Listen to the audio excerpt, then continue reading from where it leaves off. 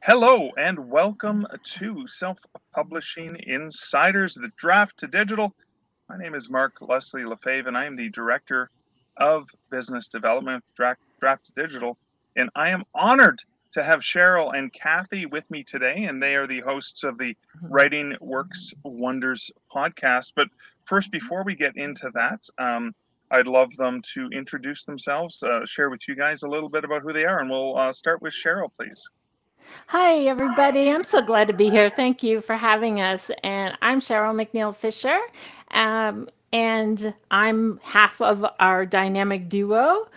And I've published, I'm a published author, and I'm going to pass it over to Kathy so we can talk about more about the two of us together. I'm Kathy King, and I'm the other half of the dynamic duo, and I'm so pleased to be part of Writing Works Wonders. We've had a great time creating this, serving the writing community, and seeing this develop over time. We're both published authors in different areas. I started off in fiction, and I'm moving into fiction now. I've had a long career in writing. Cheryl has written children's books, but also memoir and nonfiction. And we're just thrilled that we have the opportunity to help people reach their dreams and bring together a community of authors through Writing Works Wonders. Yes. Oh, that is fantastic. Thank you, ladies. So let's get into it then. So what is Writing Works Wonders in general? And then let's talk about the Writing Works Wonders podcast that you host. Kathy, you want to take that? Sure. So Writing Works Wonders it encompasses a website, a Zoom call, online resources, and the podcast. And it started off with a community Zoom call through American Council of the Blind. I wasn't even on the scene. And then you'll hear this in a minute. We morphed it into a podcast, so we recorded it. And it's recorded on a Zoom call with participants. We recorded it. Now we edit it, put it up on our website, and send it out into the cyber universe to all different podcast platforms. But the focus is to bring together new and experienced authors and create a community. And we offer a diverse programming in Writing Works Wonders. It's a weekly event that happens every Friday afternoon at 1 p.m. Eastern. And you can sign up to get the Zoom links to join us. It's particularly geared and has focused on the needs of writers who are visually impaired, but everybody's welcome. Once in a while, we talk about visual impairment, but it's not our extreme focus. So we have major authors that we interview. We include workshops, open mics, all sorts of different activities.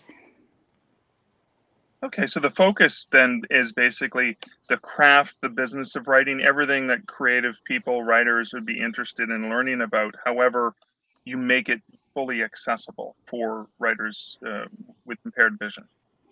Exactly. Yes. And sometimes we talk about those topics and it comes into conversation, and sometimes we'll have a special episode particularly on that.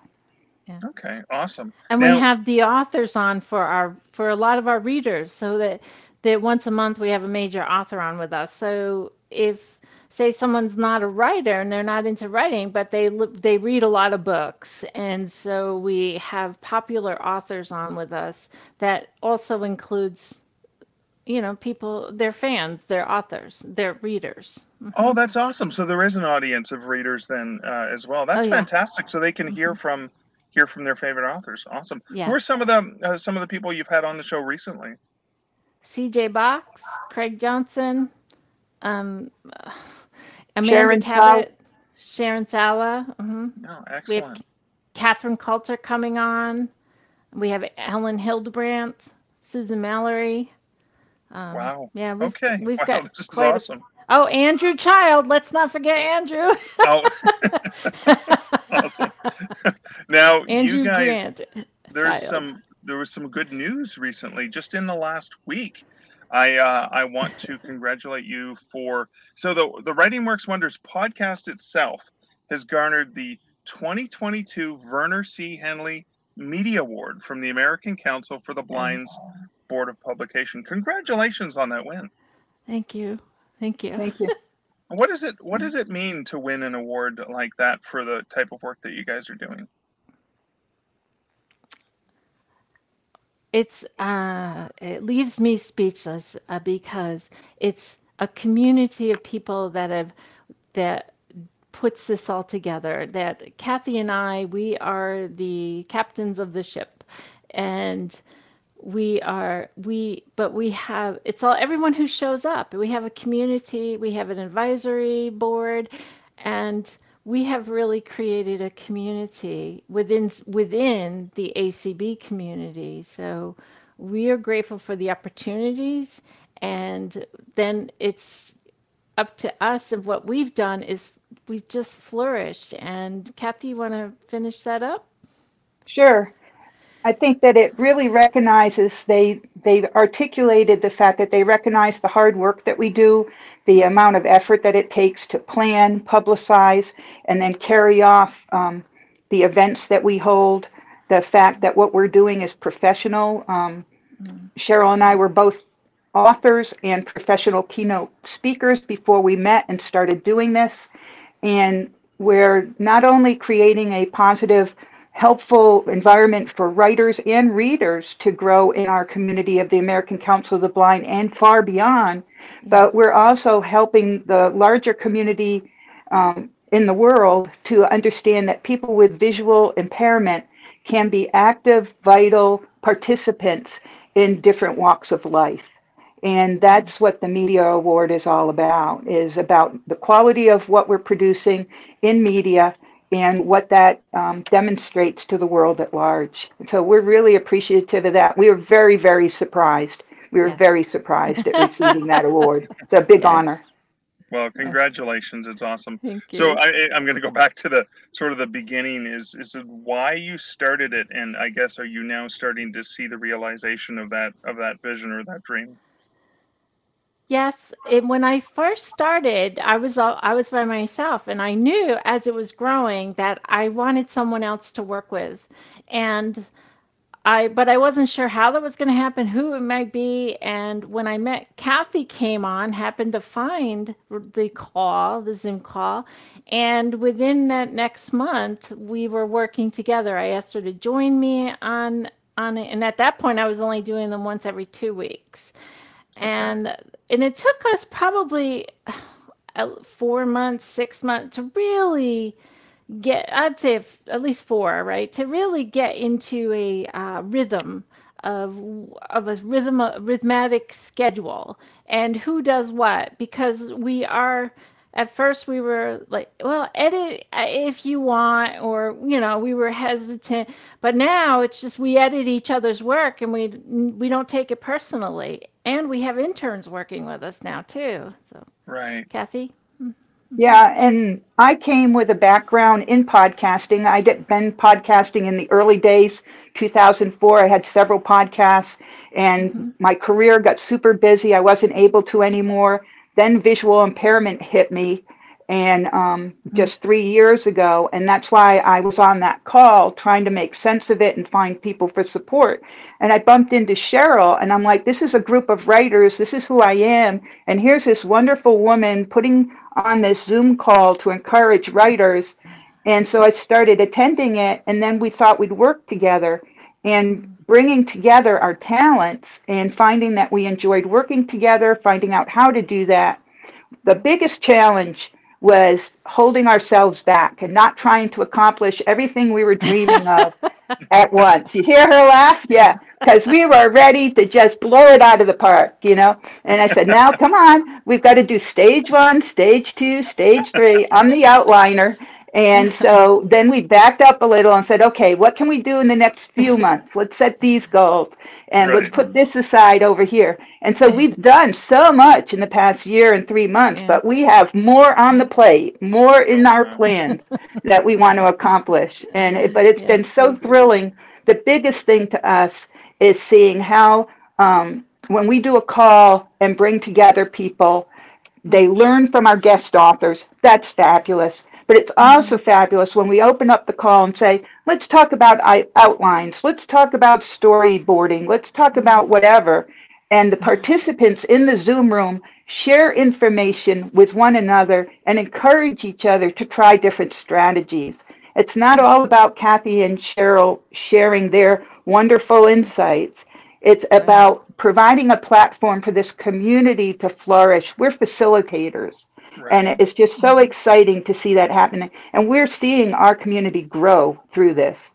Yes. I love that. I love that. So just to clarify, before this co-hosting, working together on Writing Works Wonders, you two did not know each other through the writing community at all? No. No. Okay. And this is, you are probably not in the same location. You're geolocated in different spots. I'm in New York Right. State. Okay. And I'm in Knoxville. Excellent. I love the way that we can leverage technology to connect with one another, and then you're using that same technology to empower other authors out there. This is fantastic. This technology and the pandemic has opened up our world, because the more sighted people want this, the better it is for us, because here I am talking with you and Kathy. I don't need to worry about transportation. I don't need to worry about how I'm going to get there and all those plans. That I can do this right here from my home or wherever I might be. And so it's taken one of the biggest barriers for blind and visually impaired people is transportation.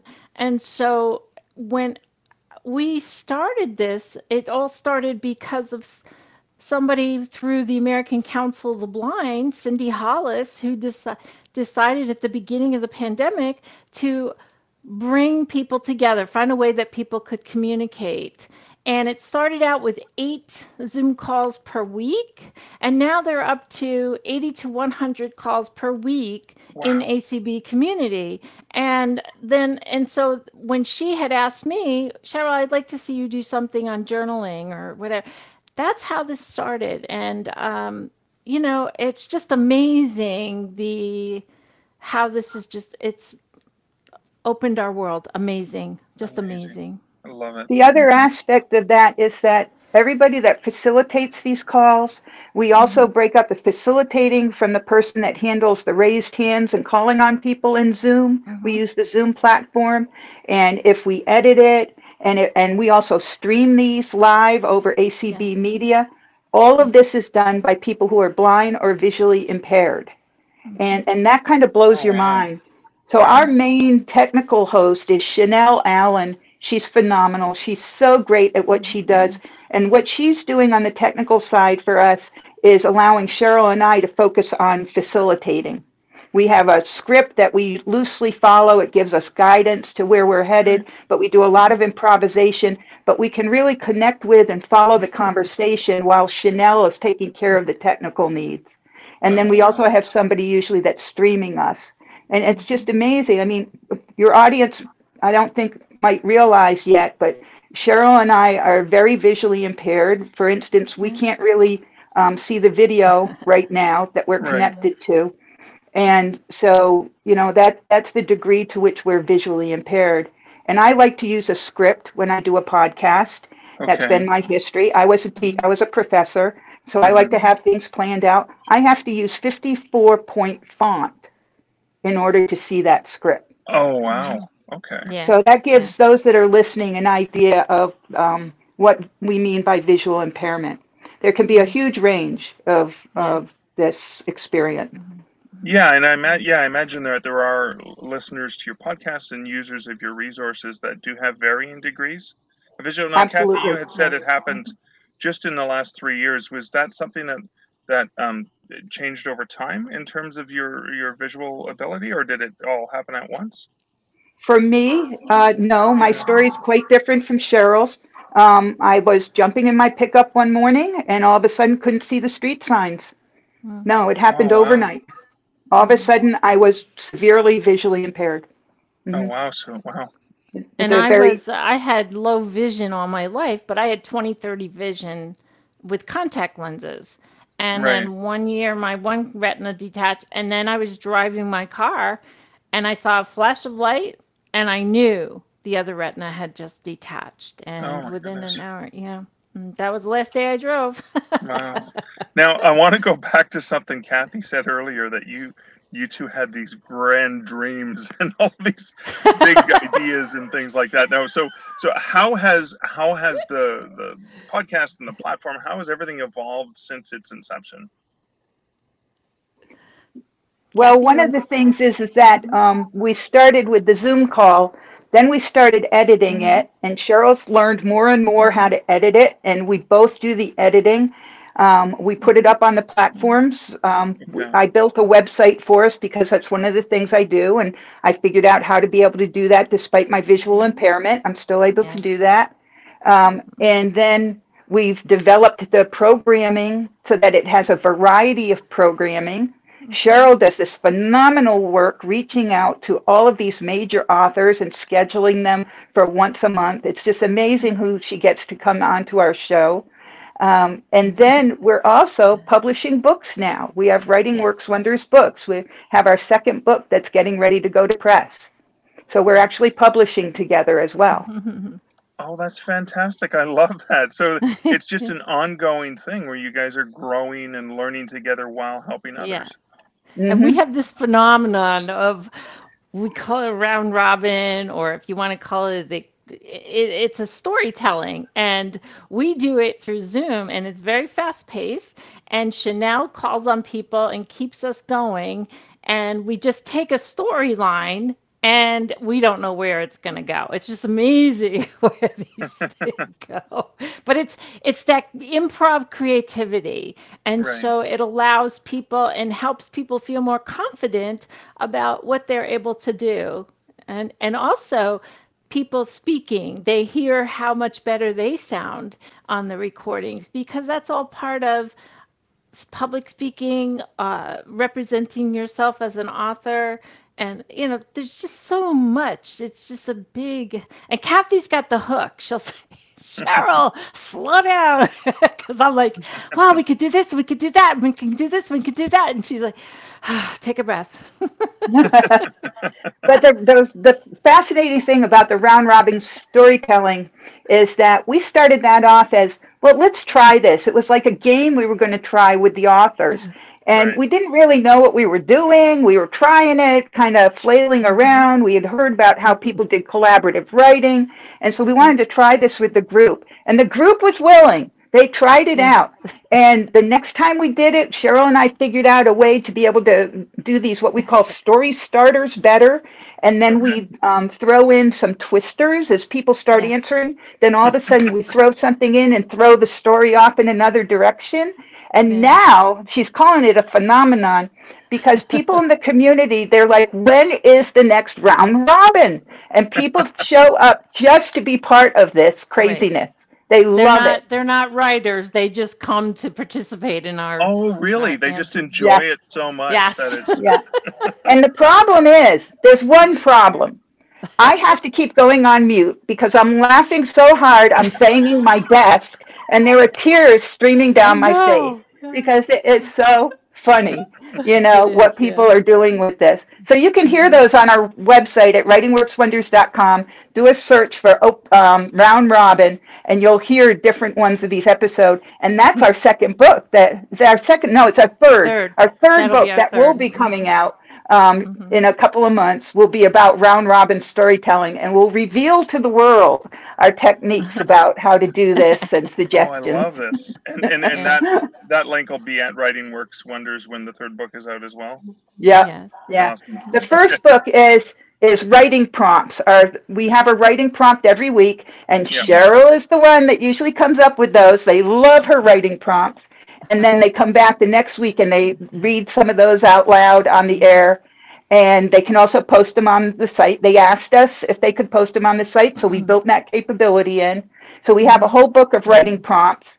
And then the second book is how to build your website Web for design authors. for authors. Mhm. Yeah, website design for authors, even with your eyes shut, right? So that's even with Yeah. visual impairment. So Yeah. that's kind of like my baby. Yeah, we're calling it the Visionary series. We do it with our eyes closed. So, who Wow. better to teach you? If we can do it, I then love that. We can Well, I tell think you how once, to do it. and the thing is I think a website design, especially website design that's friendly for visually impaired, is something that not a lot of people think about. They think about mobile and all kinds of other things, but maybe not necessarily, is there some sort of program that's reading this site to somebody else, right? And is that accessible? That, I imagine Exactly. that's Right. part Yeah. of your design. Yeah. Okay. I use my iPad, and may I talk about your site now? Well, sure. Yeah, of course. Okay.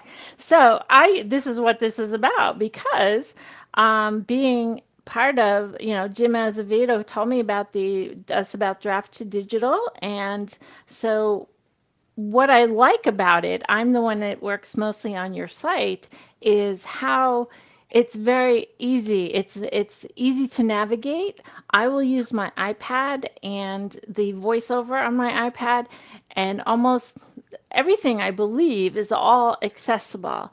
I have some difficulty with the back cover if I do a print, because the Okay. colors are not labeled as colors, they're labeled as numbers. However, Oh, okay. your your customer service representatives are fabulous, because they take their time and they'll help out with the what I'm asking, whether I email them or talk to them by phone. But that's the only thing that I've had found a challenge for. Everything else seems to move very smoothly. I like the way too that when the book is up on your site, there's just one image of the book, and then I can go over to the and click on that. And on the side, you might have there's a price for the print or a price for the digital version. Um, the icons underneath, I don't believe are too. They're not very accessible, meaning the text to speech, speaking Oh, it out okay. loud. Okay. But the everything else, and the difference is that when you go to KDP, there's say we have the writing journal book. If we have, or my time capsule, I'll use one of mine. There's three different pictures there. One for hardcover, one for paperback, one for ebook. Instead of putting it in, so then I got to navigate through all of those instead of having one image, Right. and then I can click on it and see what's going on with all of my other, those formats. So yours is very easy. And then what I like too is that they're different colored buttons. They're big buttons on the right-hand side of the screen, and they're different colors. And your site is very accessible for people using a text-to-speech technology. Thank you. Really important for web design, because I do the web design, and what you're hearing Cheryl describe, and we've had lots of conversations about draft to digital, about what's working there, is that the buttons, when you put your mouse over it, our voiceover or screen reader will read Right. aloud to us and tell us what they are. And that's really critical. Or if there's an image, then there's a description of it. That's Right. really important for us to be able to navigate. Oh, great. Well, thank you. And we are recording this. So what are some of the things that you wish we would improve or fix about our website and our experience for visually impaired people? I I think mean, maybe the icons, those yeah, little icons you the said, right? icons for color, yes, they could Okay. be better. And the back cover, when you're doing the back cover, there's some of I have to go back and forth when I'm doing the description. There's I can't be specific. I don't know specifically what it is, but I Okay. I know it's a challenge at times. Well, It's a oh, well, then what challenge. we will do, our challenge then is to work with you to figure out how we Okay. can make it better. So I hope I can Yeah. count on you to help me through that process as we Oh as we yeah, as we because I think that's the best way to do it, for me to be with someone else and say, okay, this is what I see and what's happening right now, so that the other person can actually see it too. Because Excellent. sometimes we use visual. Kathy and Yeah. I, being visual for so many years, we still want to use as much vision as we can. and we Right. think visually. So that's where sometimes it's challenging for us because we still want to be visual, but we're depending more on our accessibilities. Right. Well, thank So you for that feedback. different people with visual impairment use different tools. And what Okay. Cheryl and I both do is we use a combination of magnification Okay. and this text to speech, the screen reader voiceover. People who are entirely blind will use the text to speech entirely, and the Okay. screen reader, which reads the menus and the buttons and everything on the screen. So that's a little different. So you have people all the way along the spectrum using all sorts of different tools to interact with websites. And that's what makes it a little tricky for website developers. But you've got to think about these different tools that people are using. Some are using magnification, some are using text to speech. It's not just one or the other. Right. Which means that, yeah, you've got to be flexible in that design. Okay, great. Mm-hmm. Thank you. So what are some of the things that you wish that book publishers or other people in the industry, service providers, or maybe just people in general in the book industry, what you wish that they knew about visually impaired authors? I think one of the things that's come up on our show is that publishers sometimes will have templates that they want you to use to be able to submit a proposal, Okay. or online publishing might have a template that they want you to input things, and the templates might not be accessible. We can't navigate them. This happens a Okay. lot. The other thing is that PDFs a lot of times are not accessible. If you're going to use PDFs on your Really? site, please make sure they're accessible. Yes. Okay. Yes. That, in other words, I can use a PDF and stretch it and magnify, but somebody Right. totally blind can't do that. They're dependent on that Okay. text to speech, and not all PDFs are set up that they will read aloud. So Wow, please okay. be aware that PDFs need to have text to speech configured well in them. Oh, that's great. Forms are another issue. Forms Okay. are a big issue for people using text to speech, because sometimes the tab in between doesn't work or the fields aren't labeled well. I build forms for Okay. different websites I have, and people who are using the screen readers will write to me and say, Kath, this one's mislabeled or that one's mislabeled, and I go right in and fix it. I depend on them to tell me, so it's a constant tweaking process. Cheryl, what else can you think of? Well, I'm Labeling just thinking, images? like say for you as a sighted person, you're used to going into a forum with your the mouse or whatever, Right, and right. we tab through everything. We tab Ah, through, and okay. it tabs right to the next one.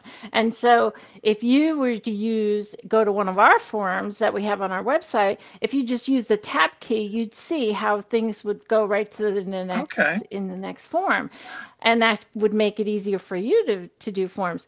Images is another thing with our book covers, and if you have a book cover, those of us people who are visually impaired, even if someone just has some low vision, if there's no description to it, we don't know what's on that book Oh, cover. of And course. so I think it Andrew Child, I think, who went right in and changed his. I'm not sure, but we told them that someone had mentioned they wanted to know what that book cover looks like, the new book cover. And so he went right in. There's something called alt text, and you fill it Right. out, and then it shows up. And that happens on a lot of public sites that people post things, or some of the, I'll say Apple because I have an iPad and an iPhone. They've gotten better where even with a photo, if there's text in a photo, it will read it. And that's only Okay. recently, because that has Wow. not been so. So if there's say you have a poster and it's got something written on it, we don't know what it says. There's a lot of Right. things, like say on Facebook, that they put up events, those events that they put up, Yeah. and a lot of people just post the poster. We don't have a clue what's up there. We don't So have a that's clue what it where says. adding the alt text, and I know I've done Yes. that on Twitter when I've shared images, add Yeah. the alt Yep. text to either explain what the image is, you know, a man sitting at a bar, smiling, whatever. Yeah. Right. Or you put some of the text in so that a reader can read it. Okay. Yeah. So that actually makes me want to ask the question. I'm going to want to send you ladies the form that we use at Draft Digital to send to authors to apply for promotions. I want to make sure then that form is accessible that we use to send out. So I'm going to have to go through that. Megan and I will take a look at that, maybe send it off to you, maybe get some feedback so we can make it even better. Yeah. But like one of the publishers that I used to work for, I was an editor for a publisher, series editor, and they would make a flyer for every book that came out in our series, and those were PDF files, and you could click and download them. Well, those weren't accessible, I now know. You know, I've gone back and looked at them. And so if I had sent that to a visually impaired person, they wouldn't know what was in that file. It had table of contents and a picture of the cover, all this great material, but it didn't have any content for somebody using text to speech. And Cheryl brings up a great point. You know, when we post a flyer or an event or a graphic to advertise something on our site, I'm building these all the time, a little graphic. Or Cheryl does too, little graphics. We always put in that alt text. We have multiple audiences. We have to realize that with websites. And so we want to reach all of them. The other one is PowerPoint slides. My goodness, it's so difficult when we're on a webinar and people are using PowerPoint slides. We can't tell what they say. Right. You know, we don't want people to necessarily read their slides. That's a pretty boring presentation. But at the same time, it's so just posting your slides is not helpful either. So thinking about the different audiences, can you share your outline in a text format? Then that would be very helpful. Oh, okay. Well, that leads. Oh, go ahead, Cheryl. I was just going to say real quick, when you think about it, a lot of sighted people are using the voiceover or text to speech in their phone because they're using their phones. A lot of them use it to read books, and so then they're just trying out some of these other things. So again, we're talking about visually impaired, low vision people, but I know that there's more, but they have the advantage because they have sight and they can figure it out. But sometimes, you know. Well, that it almost leads me to wonder for writers who are looking to reach larger audiences, how valuable, for example, having an audiobook may be. Not that it's just another format to sell in, but that it's a format that may be actually just for accessibility reasons. I recently ran into, I hadn't created an audiobook for one of my books, and I had a reader who was having trouble holding the book. It wasn't a visual impairment, but he wanted to still read it, but he was having difficulty holding the book, and therefore the audiobook made that experience so much more accessible for him. And that was the first time I really thought about that. Is that something that you encounter as well, like in terms of your own reading and things like that? For me, I do a mixture, and I've listened to audiobooks for years, but now I find I do Kindle books or Apple Books or whatever ebooks through Barnes and Noble, wherever, right? And using my iPhone or my iPad, it actually will read it to me. I think some of these apps have the audio, have it where they can read it to you, but they're doing a better job for accessibility. But the audiobook, a lot of times, like say for my children's books, if you listen to one of my audiobooks, it tells the children as well what the illustration is in the book. Oh. So my books are chapter books, can go anywhere from 1st to 4th grade, and so but I put illustrations in there, and so I made sure that there were captions that could be read aloud so that people would know what the illustration is, so they can enjoy it too. Excellent. The other thing that's curious is that as somebody that was sighted for 61 years, the transition to only audio, because I can't read a large print book. Trying to read on Kindle, even blown way up, is like 3 words a page. You said 54-point font, right? Is that what it was? Yeah. It's pretty fragmented, you know. Yes. So switching from reading text just to audio, just, not as an option, but solely, was a Yes. big adjustment to me. It was very Right. frustrating because I'm a very visual. Cheryl said we're both visual, which is pretty ironic. Um, Yes. and I hadn't realized how much I use my eyes to read, Yeah. that I was memorizing where things were on the page and scanning ahead. And I had to develop more focus with my listening.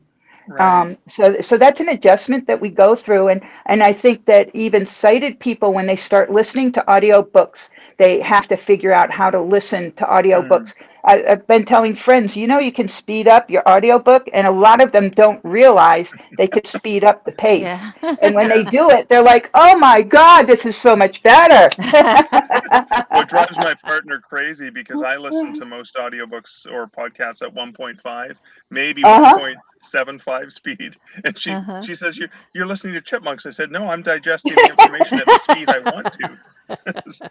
You'd fit right in with us. You'd Yes. fit Yeah. right in because Uh-huh. when you hear our community listen to voiceover, it's yeah, yeah. Uh-huh. But I love that. I love that because I mean, some people read fast and I listen fast. So Mhm. that's how Yeah. that works, right? Okay. This is a phenomenal conversation. I love it. I am curious if, as writers, you dictate or what's the process that you use for that? You want to go I'll first? answer. I'll Mm-hmm. answer that. I've gone through a tremendous struggle. I've published many books as a sighted person, Right. and I was really frustrated when I lost my sight. I was so angry because I said my whole system is gone because it was typing and editing hard copy and then inputting edits and scanning pages, and I knew that was all gone. And I Right. said, "This is my system."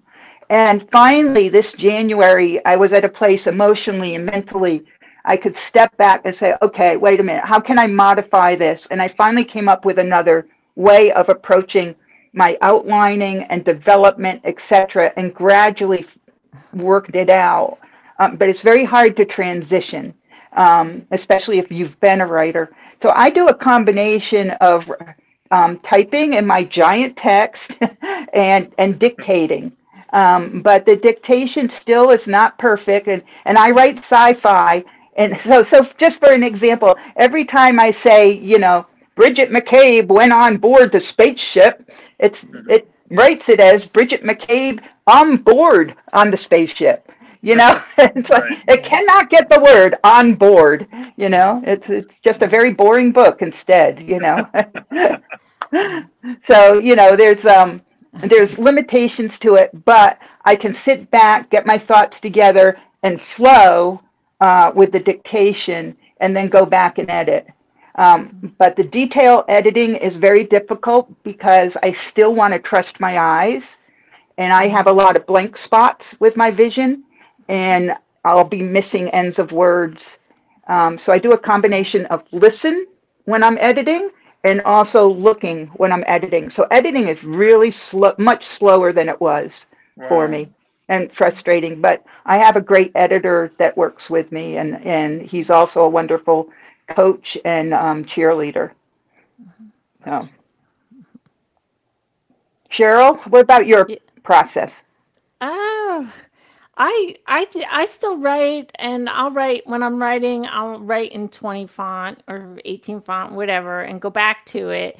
But I find if I'm dictating, it works better if I have a microphone on. It's more apt to pick it up better what I'm saying, and remembering to put a period, or otherwise I get one long sentence. And so, but I do both. I record though a lot, some things sometimes too. I'll record it if all of a sudden I got something in my head and I want to get it down.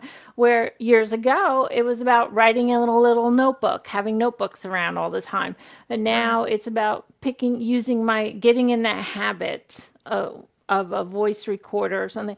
One of the hardest things, and it's still after 27 years for me, is I lived by my day timer. Now, people who have grown up using their phones or their devices or whatever, they're automatically into the calendars and everything. And that's one of the hardest things I think most of us who were sighted and are older, because we use that visual calendar that we wrote in, still struggle with that. And I'm finding different ways to maneuver through, whether it's a list of things I need to do to be able to put it over here that it's done, or the timing, etc. Cool. Thank you. So I'm going to bring up some comments and questions from the folks who've been watching us live. I will read those. So we've got, and of course, I don't have my reading glasses on, so I think it says Tall Aaron, and my apologies if I'm misreading that because my reading glasses are elsewhere right now. Where would I find your podcast? I think you two would have a lot to teach new writers like myself, and I think if one of you want to read the URL out, because I did pop it up on screen, but I want to make sure that people can hear the website. Kathy's our website master.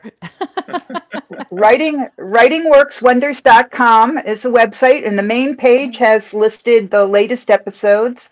You'll find everything there.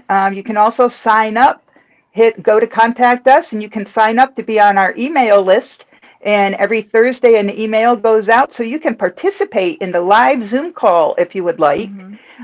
We're also available on Alexa, Google Home, Spotify, also anywhere, pretty much Apple. any app that you're using for podcast applications. Yeah, Pandora, everything. Wherever you can get a podcast, that's where we are. Just look for Writing Works Wonders. Yeah. Awesome. On Alexa, all you actually have to say is, Alexa, play the podcast, Writing Works Wonders. And she'll play it. I'm going to play that with my, I'm not going to the Google thing, but my phone might start acting up. Another comment that popped up, and now my partner passed me my reading glasses. She found them for me. So Amargara said, Amargara Jerome says, great stuff. And then Tall Aaron also said, round robin storytelling is very similar to role-playing game groups. You use the same techniques in the games with friends. This might be an avenue to look into. Absolutely. Yes. A lot of times they'll do, like, say, if you're in person, again, this is a visual that maybe picking up a prompt or role playing. But so in fact, we did do one where we all came in character in October, and we had to guess who was who and what character we were. Yeah. Oh, that's fantastic. Another comment we've got from Lexi, part of our staff. Lexi says, I've never listened to an audiobook at 1 times speed. probably listening to everything so she can consume far more books, because I know she's an avid reader. There you go. That's the benefit. Oh, man, people can't believe I get through 3 or 4 books a week. They're like, how do you do that? It's like, push up the speed. An 8-hour book you can listen to in 5 hours if you're really dedicated. So your website, the website, which again I'm gonna pop up on the screen and I'm gonna read aloud. The website is writingworkswonders.com. Your website offers a ton of resources. Now, what are some of the most useful tools and resources that you recommend to your listeners of your podcast based on feedback and obviously your own personal experiences? Kathy, I'll let you answer that because Kathy does our website. Okay. One of the main things, and we believe it ourselves, and we hear it from authors all the time, is a writing group. And we actually are very connected. We're both members of Behind Our Eyes, which is a writing group for people with disabilities, all sorts of different disabilities. And so the link for them is available there, Behind Our Eyes. And so finding a writing group is really important. And then we have resources for all sorts of tools, from outlining to thesauruses to newsletters, to how to find avenues to publish your work. And we connect to those very often in some of our episodes, marketing as well. I think Poets and Writers is a very, very good one. They have a fabulous database to be able to look up competitions and also who's looking for submissions in your genre, in your area, during a specific timeline. And that's you just big have go-to source. did a new thing for authors too, right, Kath? Yes. Yeah, a whole new area just for authors. Yes. Yeah. Excellent. Well, thank you, ladies, so much. I'm gonna pop up another comment and read that. This is from Randall Wood, who says, "Excellent information.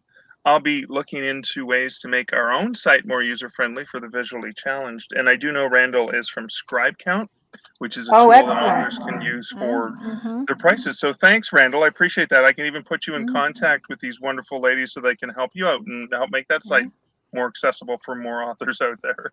Well, Kathy But, and and Cheryl. let me also mention that Yeah. Scribed is listed on the resource list. Draft to Digital is listed. And Scribed is mentioned quite a bit by our visiting authors and some of the people in our community. So we'd be very interested in talking to him, but we also highly recommend Draft to Digital and talk about it on the show as a user-friendly interface and one that provides access to multiple outlets for our independently published authors. That's a very powerful aspect of what you folks are doing. We're so appreciative of that. Yes, Awesome. we are. Well, again, Kathy, Cheryl, thank you guys for the wonderful feedback. I look forward to working with you to make our stuff even better for authors. Great. Look forward to sharing links to your podcast, your website, your resources for people. And I really appreciate you guys hanging out with me this afternoon. Oh, thank you so much for having us. We really appreciate it. I'm so happy to be here. Thank you. Great Yeah. pleasure. What a lot of Hmm. fun. Yeah. Awesome. And Yeah. Thank you. just a reminder that we do the Draft to Digital live every Thursday at 1 p.m. Eastern Standard Time. It will go to our podcast feed. You can check it out if you go to draftdigital.com and log into your account. You will see a link, usually 7 days in advance, sometimes 6.5 days in advance to the live broadcast on Facebook, on Twitter. If you go to YouTube, for example, I said Twitter and I meant YouTube. If you go to YouTube, you go to youtube.com/draft2digital, you will find us. As a matter of fact, as my colleague Kevin Tumlinson often says, just go to any website and /draft2digital at the end of it. Chances are you're going to find us hanging out with really cool people like Cheryl and Kathy. Thanks again, ladies, and thank you everyone for listening. This is Mark Leslie Lefebvre wishing you all a great day.